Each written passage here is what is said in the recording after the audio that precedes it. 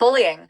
Uncouth junkyard tycoon Harry Brock goes to Washington, D.C. with his brassy girlfriend, Emma Billy Dawn, and his crooked lawyer, Jim Devery, to influence a politician or two.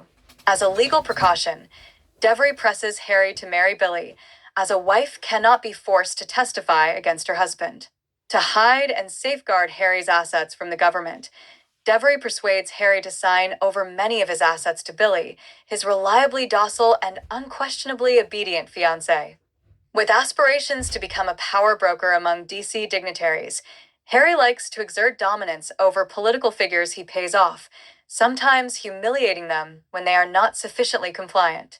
Though his own behavior is much worse, Harry is embarrassed by Billy's oblivious behavior with a prominent congressman's wife, disgusted with Billy's ignorance and lack of manners, which he believes reflect badly on him.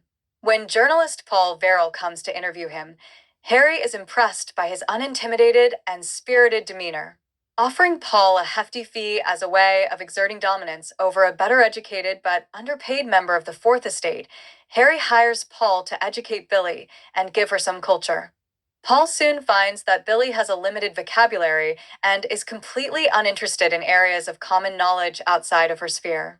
Attracted to Paul, Billy suggests they have a fling, reassuring him that Harry has always remained unaware because he doesn't pay attention to anything outside of his business interests.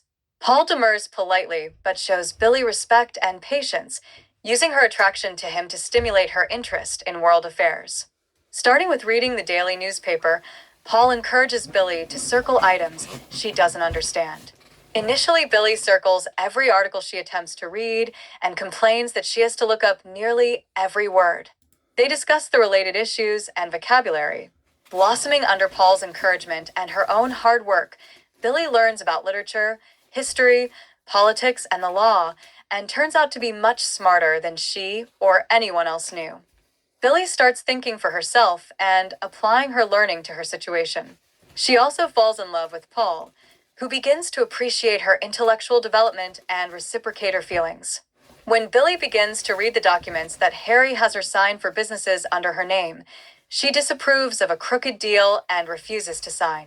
Harry reacts violently, striking her and forcing her to sign the contracts related to his crooked deal.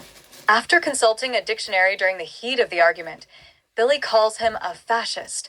Missing the mark, the increasingly out of his depth Harry counters that he doesn't belong to any organized religion. Tension grows in Billy's and Harry's relationship as he experiences her new questioning and independence.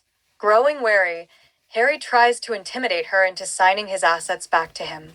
With Paul's help, gathering evidence against Harry in a safe place as a precaution, Billy uses her leverage to escape from Harry's domination. She promises to give Harry back his property little by little as long as he behaves in his business dealings and leaves them alone. Later, when Paul and Billy are driving out of DC, they're stopped for speeding by a traffic policeman who asks Paul for his license. Billy hands over their marriage license, and the sympathetic officer lets them go. When Billy comments that their marriage was predestination, the officer says that he doesn't know what that means, and Billy, the advocate for expanding vocabulary, responds, "Look it up."